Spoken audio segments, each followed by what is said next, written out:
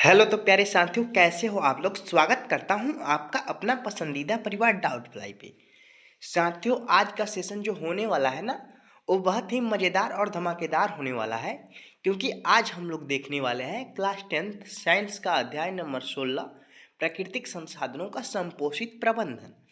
ये जो होने वाला है ना, वो जीव विज्ञान के होने वाला है। साथियों, आपको वादा दिलाता हूँ ना कि इस वीडियो को देखने के बाद आपका इस चैप्टर से एक भी प्रश्न छूटने वाला नहीं है, क्योंकि हम वैसे ही पढ़ाते हैं ना जैसे कोई नहीं पढ़ाता है। तो साथियों, प्लीज़ मुझे सपोर्ट कीजिए, क्योंकि मैं एक शिक्षक के रूप में उभर के आप लोगों के सामने आने वाला हूँ।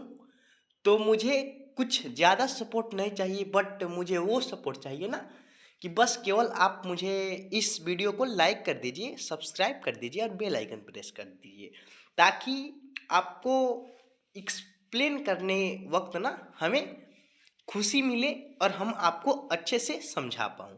तो चलिए साथी, बिन देरी करते हुए इस सेशन को स्टार्ट करने वाले हैं।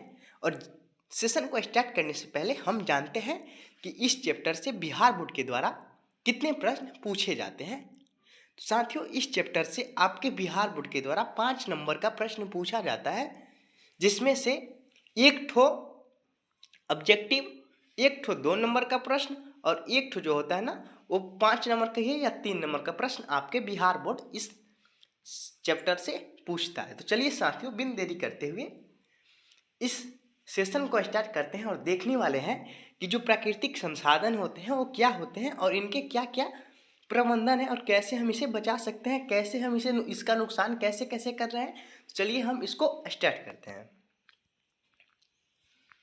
साथियों, आज हम पढ़ने वाले हैं प्राकृतिक संसाधनों के संपोषित प्रबंधन में। तो सबसे पहले हम जानेंगे प्राकृतिक संसाधनों के बारे में कि प्राकृतिक संसाधन होते क्या हैं। तो साथियों, प्राकृतिक संसाधन जो है ना, वो आपका प्राकृतिक संसाधन वे संसाधन होते हैं ना जो हमें प्राकृतिक ने दिए हैं।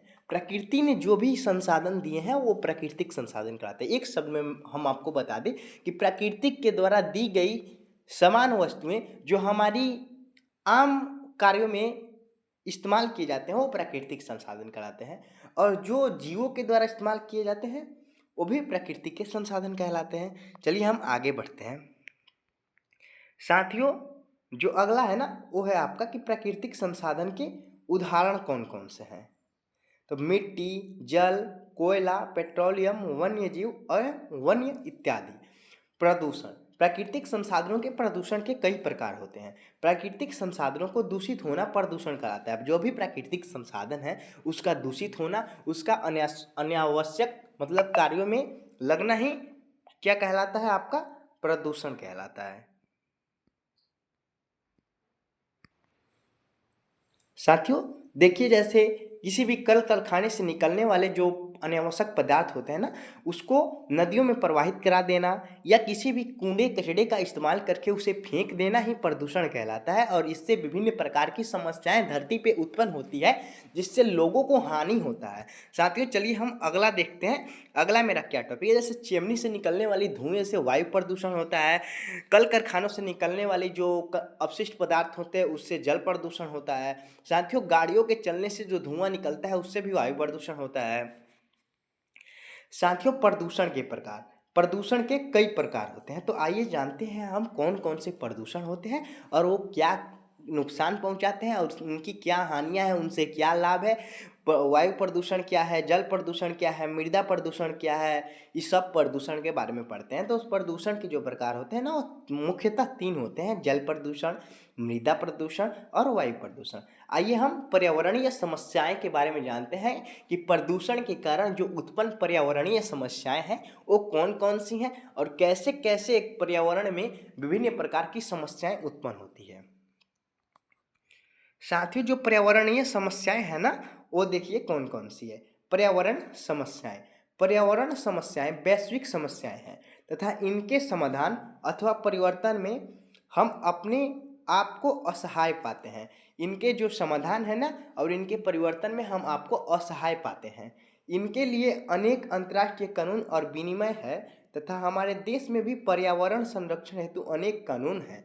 अनेक राष्ट्रीय एवं अंतर्राष्ट्रीय संगठन भी पर्यावरण संरक्षण हेतु कार्य कर रही है। जैसे पेड़ लगाया जा रहा है, विभिन्न प्रकार की पेड़ें लगाई जा रही हैं।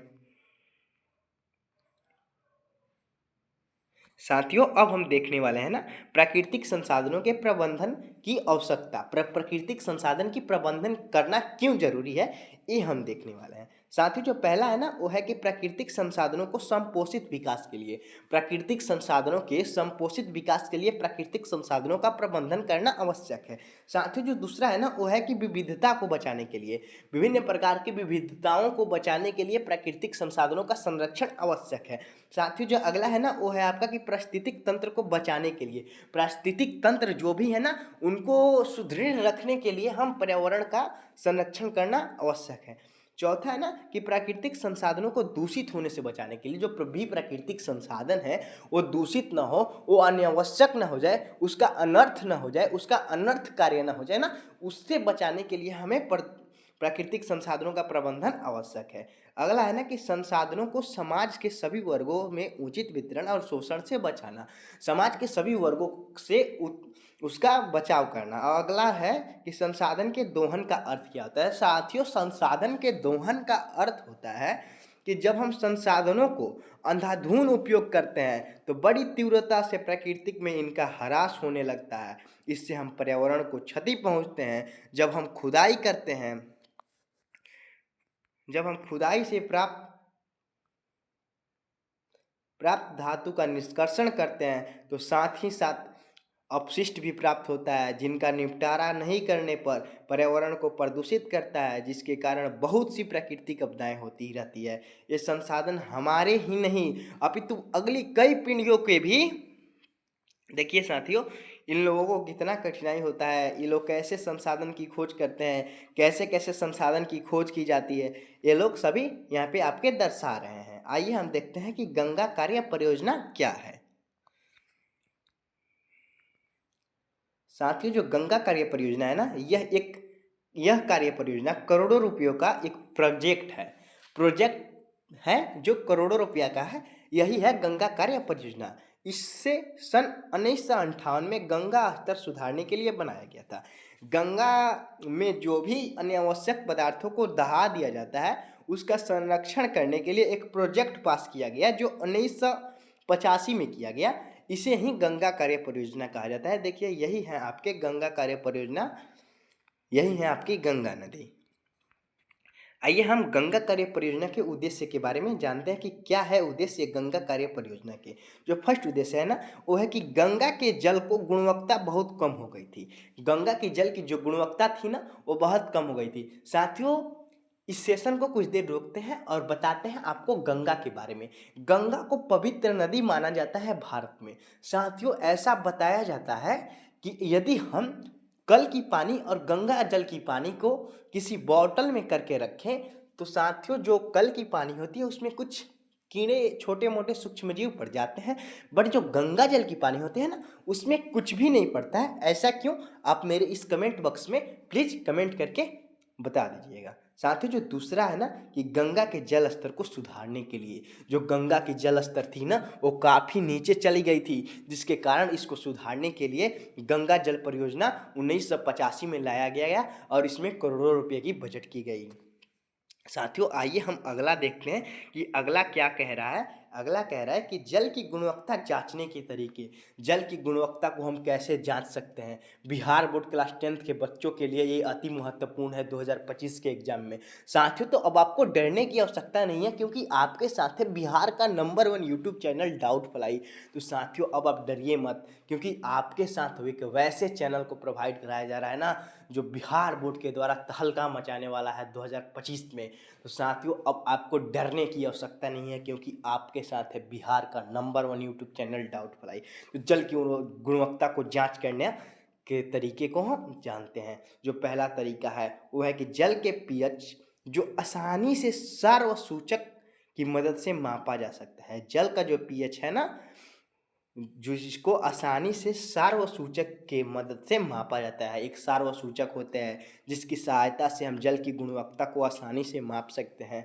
साथियों जो दूसरा है ना जल की गुणवत्ता को जांचने का तरीका वो है कि जल में कोलीफॉर्म जीवाणु की उपस्थिति जो मानव की आंत्र में पाया जाता है। एक कॉलीफॉर्म नामक जीवाणु होते हैं जो आपके आंत्र में पाए जाते हैं।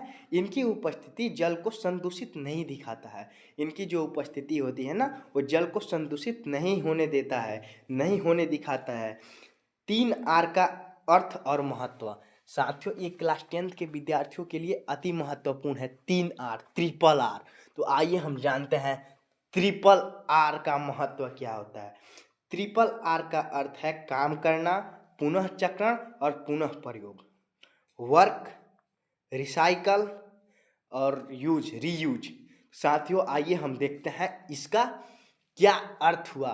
पुनः चक्रण का, कर्म करना का, कार्य करना का, पुनः प्रयोग का। आइए हम देखते हैं इसके बारे में ट्रिपल आर क्या होता है। साथियों देखिए, ये है आपका काम करना, ये है आपका पुनः प्रयोग यानी रिसाइकल, ये है आपका पुनः चक्रण। आइए कम प्रयोग के बारे में हम सबसे पहले समझते हैं। ट्रिपल आर में फर्स्ट आर का क्या मतलब होता है। संसाधनों के कम से कम प्रयोग कर व्यर्थ उपयोग रोक सकते हैं। कम उपयोग से प्रदूषण भी कम फैलता है। साथियों, यदि हम संसाधनों का कम प्रयोग करें, आवश्यक रूप में प्रयोग करें, उसको व्यर्थ ना करें, उसको ज़्यादा से ज़्यादा यूज ना करें, जिससे प्रदूषण भी कम होगा और संसाधन की भी बचत होगी आने वाली भावी पीढ़ी के लिए। अब हम देखने वाले हैं पुनः चक्रण। ये साथियों, पुनः चक्रण क्या होता है। पुनः चक्रण जो है ना, वो आपकी है कि प्लास्टिक, कागज, कांच, धातु की वस्तुएं आदि का कर उपयोगी वस्तुएं बनाना चाहिए। जल्द समाप्त होने वाली संसाधनों को बचाया जा सके या ये पर्यावरण को प्रदूषित न कर सके, यूं ही फेंक देने से ये पर्यावरण में प्रदूषण फैलाती है। पुनः चक्रण का अर्थ हुआ प्लास्टिक, कागज, कांच, धातु की वस्तुएं को फिर से उपयोग करना। जैसे हम आपको एग्जाम्पल में बता दूं कि जब वर्षा होती है तो वर्षा की कुछ बूंदें पृथ्वी पे दिखाई देती है। जब सूर्य का प्रकाश पृथ्वी के उस जल पे पड़ता है तो वह भाप बन के फिर ऊपर चला जाता है। इसे ही रिसाइकल कहा जाता है। और इसे, ये चक्र जब चलता है ना, तो फिर से पुनः जब धरती पे पानी चला आता है, जिसे वर्षा के रूप में, इसे ही रिसाइकल कहा जाता है। अब हम देखने वाले हैं संपोषित विकास क्या होता है। साथियों, जो संपोषित विकास होता है ना, उसके बारे में अब हम आपको बताने वाले हैं। साथियों, संपोषित विकास की संकल्पना से तात्पर्य है ऐसा विकास जो पर्यावरण को बिना नुकसान पहुंचाए, मनुष्य की वर्तमान आवश्यकताओं की पूर्ति और विकास के साथ साथ भावी संतति के लिए भी संसाधनों का संरक्षण भी करती है। संपोषित विकास एक ऐसा विकास है जो वर्तमान पीढ़ी को देखते हुए संसाधनों का नियोजित उपयोग करके भावी पीढ़ी के लिए भी बचाए, उसे ही संपोषित विकास कहते हैं। साथियों, एक शब्द में बता दूं कि वर्तमान पीढ़ी की आवश्यकताओं को देखते हुए भावी पीढ़ी के भी आवश्यकताओं को देखा जाए ना, यही कार्य करता है संपोषित विकास। संपोषित विकास की क्या क्या उद्देश्य हैं, आइए हम जानते हैं। फर्स्ट उद्देश्य है कि मनुष्य की वर्तमान आधारभूत आवश्यकताओं की पूर्ति और विकास को प्रोत्साहित करना। जो वर्तमान पीढ़ी है ना, उसको किसी भी संसाधन की कमी न हो, इसका जो निर्धारण करता है ना, वो संपोषित विकास के कुछ अधिकारी करते हैं। साथियों, जो दूसरा है ना, वो है कि पर्यावरण को नुकसान से बचाना और भावी पीढ़ी के लिए संसाधनों का संरक्षण करना।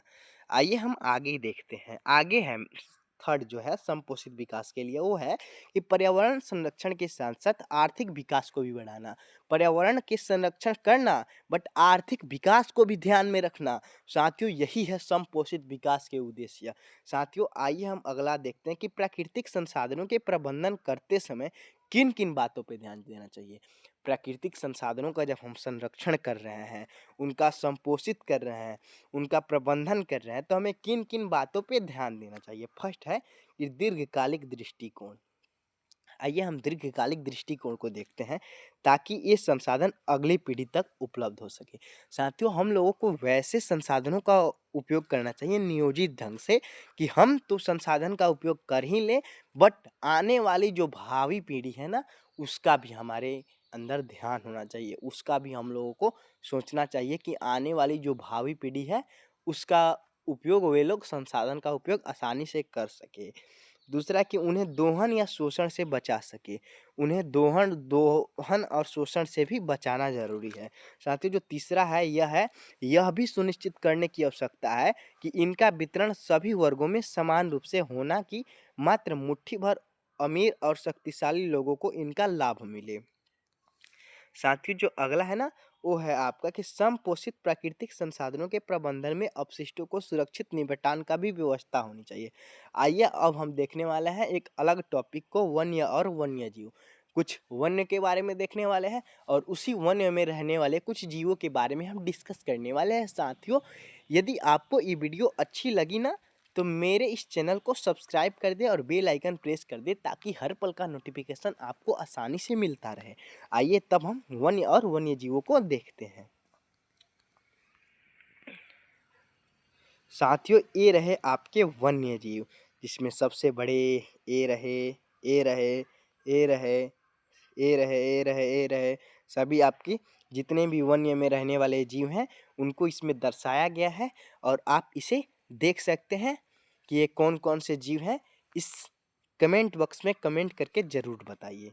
साथियों आइए हम अगले स्टेज पे बढ़ते हैं और देखते हैं कि वो क्या आपको बताया गया है। साथियों जो फर्स्ट है ना कि वन्य जैव विविधता के तप्त स्थल हैं। वन्य जो है ना वो जैव विविधता के तप्त स्थल हैं। वास्तव में केवल वन ही एक ऐसा स्थल है जिससे जैव विविधता का तप्त स्थल कहा जाता है। वन को जैव पूछेगा बिहार बोर्ड में आपसे ऑब्जेक्टिव में, वन को डैश कहा जाता है, तो जैव विविधता का तप्त स्थल। साथियों क्योंकि वन्य में जीव विविधता की अनेक उदाहरण संरक्षित हैं, ये उस स्थल के सभी प्राणी जात और वनस्पति जात को न केवल प्राकृतिक संरक्षण प्रदान कराता है, अपितु वन्य उनके वृद्धि और विकास के लिए भी पोषण प्रदान करता है। आइए हम देखने वाले हैं जैव विविधता। ये 2023 में बिहार बोर्ड के द्वारा आपसे पूछे गए थे। क्लास 10th के विद्यार्थी आपसे पूछा गया था कि जैव विविधता किसी एक क्षेत्र में पाई जाने वाली विविधता स्पीशीज की संख्या है, जैसे पुष्प या पादपों, पक्षी, कीट, सरीसृप, जीवाणु और कवक। जैव विविधता किसी एक क्षेत्र में पाई जाने वाली विविधता है। जीवों में पाई जाने वाली विविधता जैव विविधता कहलाती है। साथियों जैव विविधता के कुछ उदाहरण है, जैसे में पुष्पी पादप, पक्षी, कीट, सरीसृप, जीवाणु और कवक। आइए हम अगला टॉपिक देखते हैं। अगला टॉपिक है जैव विविधता को नष्ट होने का परिमाण। जैव विविधता को नष्ट होने का जो परिणाम है ना, वो देखते हैं।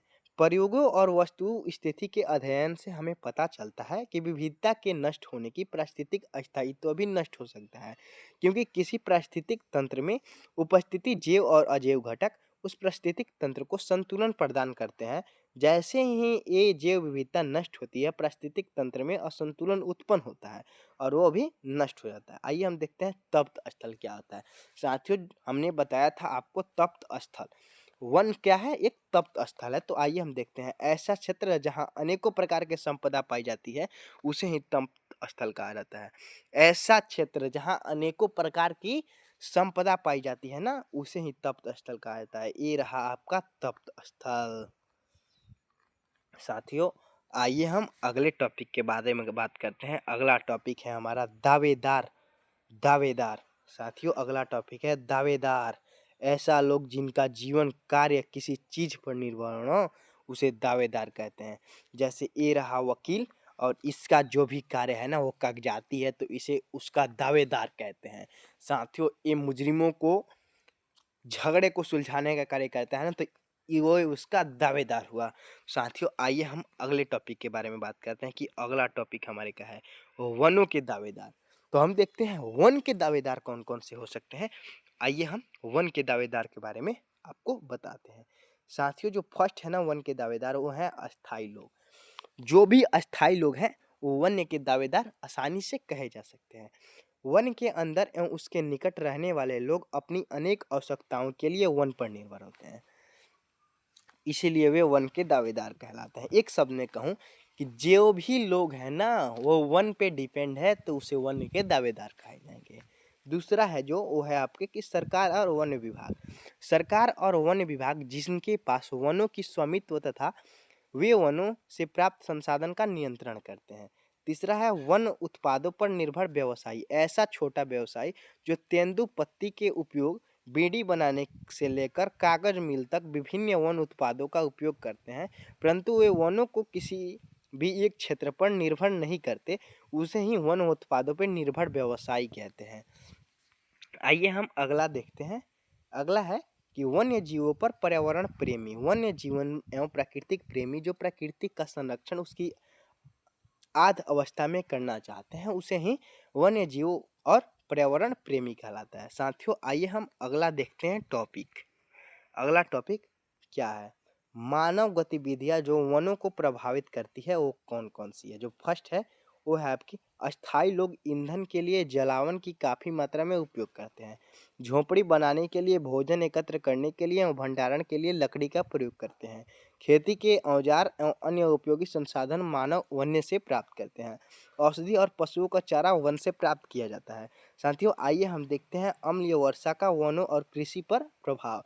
अम्लीय वर्षा होता है ना, उसका कृषि पर क्या प्रभाव पड़ता है और वन पे क्या प्रभाव पड़ता है। साथियों जब वर्षा होती है तो सल्फर तथा नाइट्रोजन के ऑक्साइड बिजली के चमक के कारण पानी में घुल जाते हैं, जो तेजाब के रूप में वर्षा के साथ गिरते हैं, उसे अम्लीय वर्षा कहते हैं।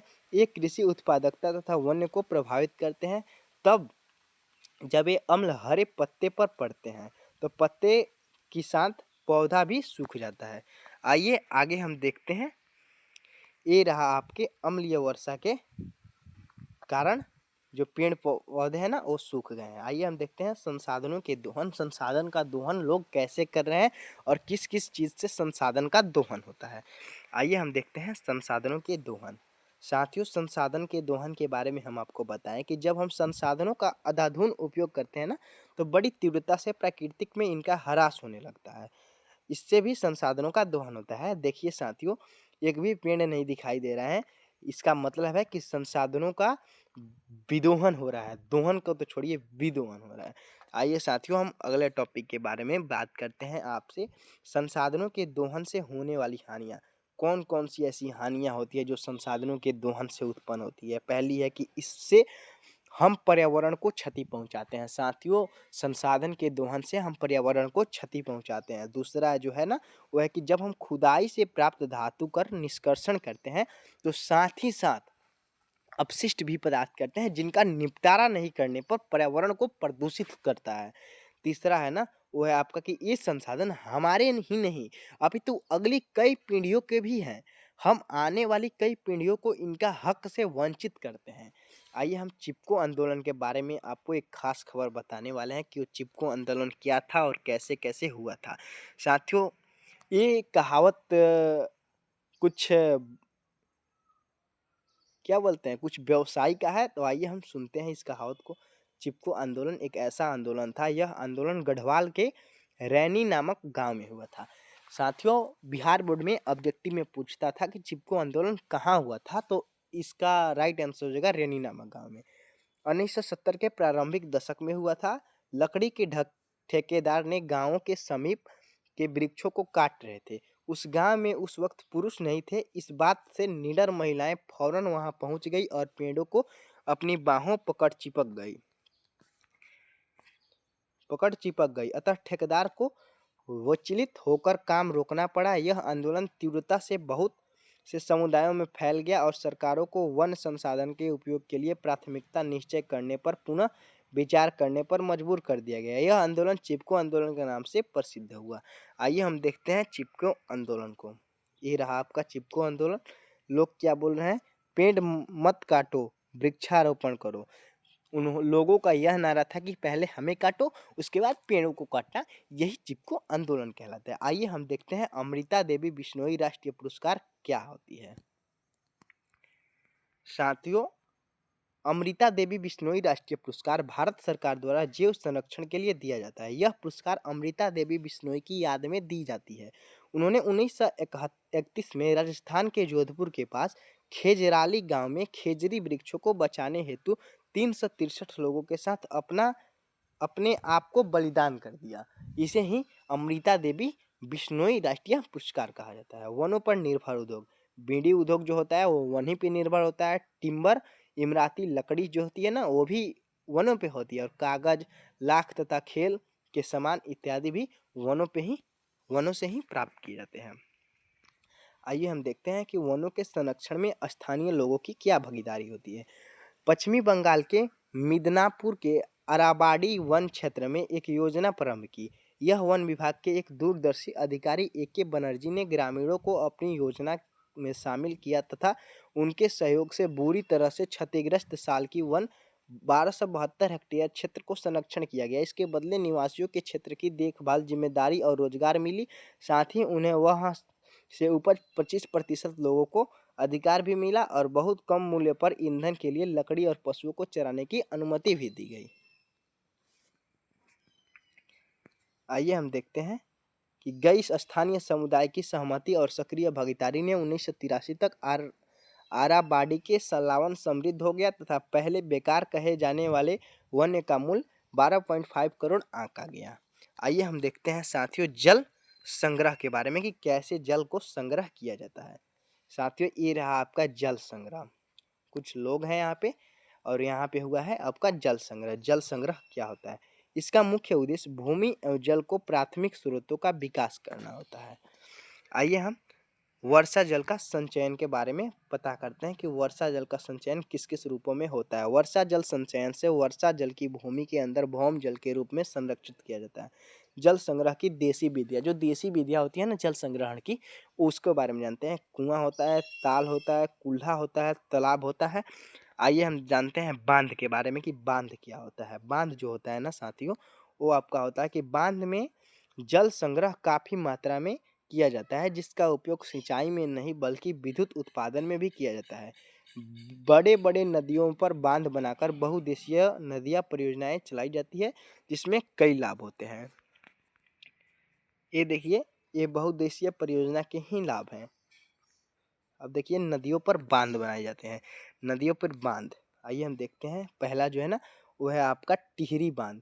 नदी जो है वो भागीरथी गंगा नदी पे। दूसरा है सरदार सरोवर बांध, वो है आपका नर्मदा नदी पे। तीसरा है भाखड़ा नंगल बांध, वो है आपका सतलुज नदी पे। अब बांधों को लेकर विरोध और आंदोलन। बांधों को लेकर कौन कौन से विरोध किए गए थे और कौन कौन से आंदोलन हुए थे, अब उनके बारे में हम जानते हैं। गंगा नदी पर बना टिहरी बांध को लेकर कई वर्षों तक आंदोलन हुआ। नर्मदा बचाओ आंदोलन हुआ, जो नर्मदा नदी पर बने सरदार सरोवर बांध को लेकर विरोध हुआ। बांधों के लाभ, अब हम जानने वाले हैं बांधों से हमें क्या क्या लाभ हैं।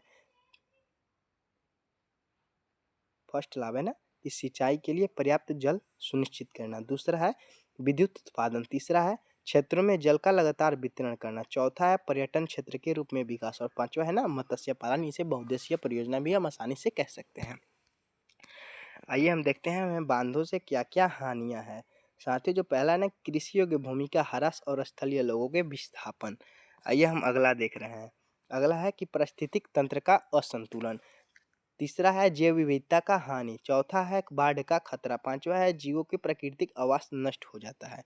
आइए हम भौम जल के लाभ देखते हैं कि भौम जल से हमें कौन कौन सी लाभ है। यह है कि यह वाष्प बनकर नहीं उड़ता है। भौम जल छोटे छोटे जलाशयों के जल स्तर को सुधार लाता है। तीसरा है पौधे के नमी पहुंचाता है। चौथा है मच्छरों और जंतुओं के अपशिष्ट को सुरक्षित रखता है। पांचवा है कि यह जल संदूषण से बचा रहता है। आइए हम अगला देखते हैं भौमजल के लाभ।